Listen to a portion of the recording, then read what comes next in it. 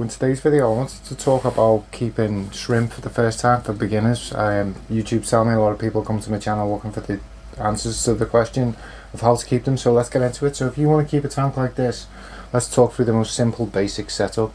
So the best way to start a colony is get a 25 litre, 50 litre tank. Any bigger and the shrimp are going to find problems. If you're into breeding, that is, the shrimp could find problems finding each other in the tank and breeding. It's ideal to start out with a tank like this. I just recommend a simple basic tank. You can get them on Amazon in the UK for about, these are about 30, these are about 60. I recommend these are like 50 litres. And then what you can do is you can always go bigger. Well, I suggest going bigger eventually if you want a big colony. Depends what you're doing with your shrimp.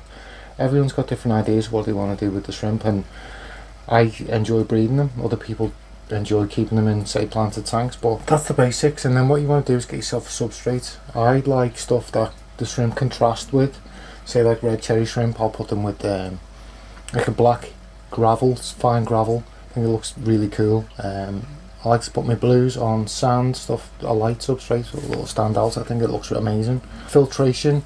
Now, on my channel, there's a product review for Hydem air pumps. Now, I've kept Hydem air pumps. I run all my tanks with Hydem air pumps, and I found that I've got ones that I've been running for 10 years. Never had a problem with them. And then you want just a simple basic sponge filter. You don't need any complicated filtration. In fact, I think it can inhibit what you're doing. And I would suggest keeping plants in your tank, which adds a form of filtration. I could go really deep in it, but basically when you set up a tank, I'll talk about how they talk about cycling an aquarium. Now, all that is basically is when you set up a tank, there's nothing in the water, it's just a sterile environment. And then when you start adding livestock and food and things start breaking down, then it starts releasing ammonia into the water, which a type of bacteria will grow in your tank, which it grows everywhere in nature, and then that converts it to nitrite, and then another type of bacteria will grow which turns it into nitrates, which then we do our water changes. But what we can do with that is, if we add plants to our tank, it absorbs ammonia before it has a chance to turn into nitrate, and it turns ammonia straight into plant growth, into new plants. I mean, how cool is that? What I like to do with my shrimp tank is I like to set them up and cycle them how you'd cycle a fish tank, but I like to let the likes of algae and mulm and stuff accumulate before I put the shrimp in. Some people suggest putting fish in the tank before you put shrimp in, which I think is kind of a cool idea. You get like a couple of guppies or something, do a little breeding project, get them out when the tank's mature, get the shrimp in. This is for the likes of your cherry shrimp. I like to put bits of leaves in, bits of wood, so everything grows a biofilm, which on the likes of wood, it's a type of fungus that grows, and the shrimp enjoy picking at that and eating it because the detrivores. Now, dietary requirements of shrimp, as I say, the detrivores, they eat anything that's breaking down in the tank. I recommend I use goldfish, like I'll crush goldfish flake up or something. As you can see, I don't know if you can see that, it's a fine powder. I've crushed it up and I just feed a little sprinkle every couple of days, and that feeds the biofilm. If the shrimp will pick at it. And then on top of that, I always recommend feeding something that's like a vegetable matter, which is high in magnesium, calcium, which is the stuff that helps the shrimp molt. Now, what I tend to do with that is get a jug, boil the water, boil some water, put it in, and then I'll put the jug in the microwave for 30 seconds, a minute, blanch it, put a little bit of vegetable matter. You can use the likes of a semi, go out, get some nettles, which is the highest, and then you can get like dandelions, that's also high.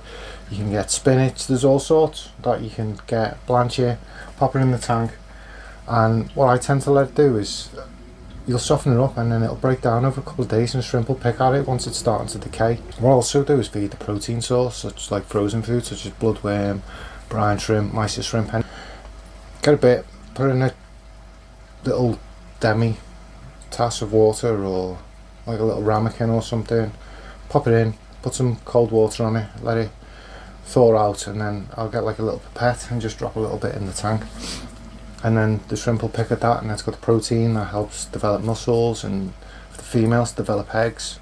it's got all the good stuff in they need for all that side of thing, and that's a balanced diet. What I tend to do is I'll feed them every other day. I notice shrimp aren't eating the food that I'm putting in, I'll stop feeding them as much as I was. I tend to feed like every other day, and if the fish seem lethargic and not interested in eating, because it's like giving them a massive meal every day and they kind of get lethargic and stuff, so I'll break it up so they're a bit more active and they're actually hunting the food when I'm putting it in, because there's no point, all it's doing is following the water, and if they're not eating it, it's just following the water and it's causing us more tank maintenance. Now, water changes, what I tend to do with cherry shrimp is every 2 weeks I'll do 10 to 25%. I'll keep an eye on my nitrates, get a test kit, keep an eye on the nitrates, and I tend to keep my nitrates at about 10 parts per million usually, and then I'll do 25%, and I'll let it get back up. But if it's coming back up slowly, now I always recommend to go off your nitrate test kit as opposed to do a weekly or bi-weekly. Now it all depends on your biomass and the amount of shrimp you've got in your tank.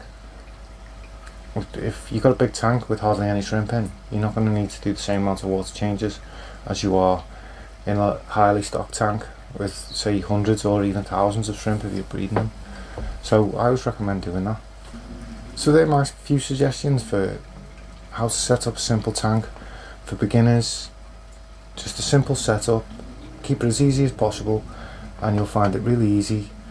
And if there's any problems, feel free to come back to this channel, post questions, and I'll happily answer them. And if I get enough questions, I'll make videos, because obviously more people are interested in our advice, and that's how we share the information, isn't it? So that's my information on keeping cherry shrimp for beginners. Now I want to talk about, I've been posting a lot of shrimp videos in the last few weeks, and what I've been finding is YouTube sending more information my way, saying this is what people who have viewed your channel are looking for. So I've been like, well, while I know that's what they're looking for, I'm going to put it out, because when you're a small content creator, you've got a bigger channel.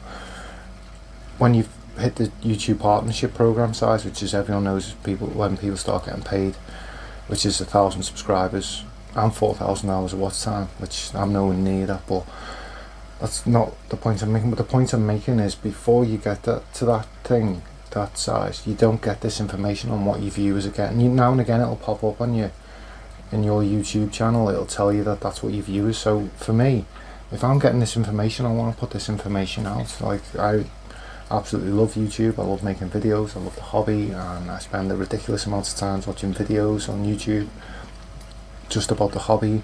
And I also enjoy a bit of content on making YouTube videos and how to make videos that your audience will enjoy, and it's all, I'm aiming at making the best videos I can for you guys. I hope you're finding this content helpful and interesting, and I'm finding a lot of new people are coming to the channel because of it, so it's really helping the channel grow. And the only way I'm going to keep growing the channel is by putting out the content that you guys enjoy. And as I say, I'm really interested in YouTube. I've followed YouTube from the start, and I've watched tons and tons. I've watched loads of channels grow, and I've watched channels disappear. I've heard from when the likes of Joey started, Dustin, LA Fish Guy, New York Stilo, all the old guard, the original channels. And then I've watched the likes of KG Tropical, Aquarium Co-op come, and what I'm considering maybe doing is doing a series, like looking at different channels and talking about them and showing you what I enjoyed. And if that's something you're interested in, let me know. But anyway, this is me for today, signing out. Take care, see you soon.